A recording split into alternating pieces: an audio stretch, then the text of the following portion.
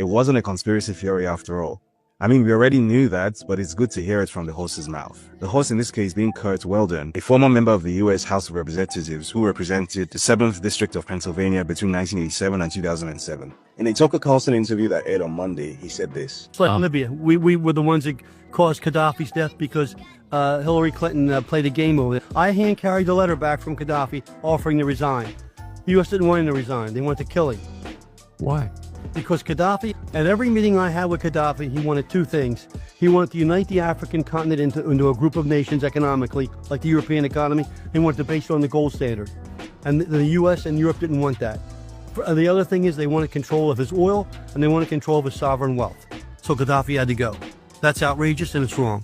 So the reason NATO bombed Libya 7,000 times in just 8 months, destroying the country's strategic infrastructure and reducing it to the Stone Age, was that Europe and the US did not want an economically unified Africa in control of its own natural resources and sovereign wealth. So why does the idea of a united Africa scare the NATO alliance so much? Short answer, money.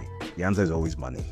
Or to be more specific, the empire's monetary and economic system, which dictates that for those in the imperial core of Western Europe and North America to consume excessively using their overvalued fiat currencies, those at the imperial periphery of Asia, Latin America, and Africa must extract and produce at the lowest possible cost. Asia is designated as the cheap production zone in that imperial economic system, and Africa is designated as the cheap extraction zone for raw materials.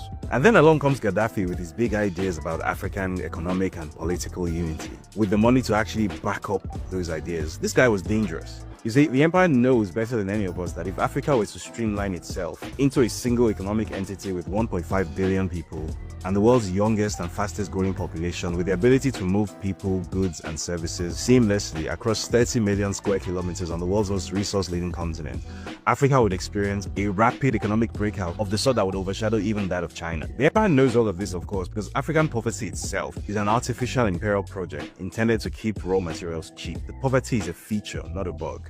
You see, the economies of the imperial core are welded to this idea that wealth and power should lie not with those who have the capacity to work and produce value, but with those who have an inflated capacity to consume, a consumption capacity that is built entirely on artificially overvalued fiat currencies like the dollar, the pound sterling, and the euro. We're the big market. The advantage we have over everybody is that we're the big market. Basically, they don't want to work, but they want to consume most of the fruits of everyone else's work in the world at an ever-accelerating rate. And for this false system to continue to exist, Africa's artificial poverty must be maintained carefully and ruthlessly, using nonsensical borders, obstruction of trade, infrastructure financing, and political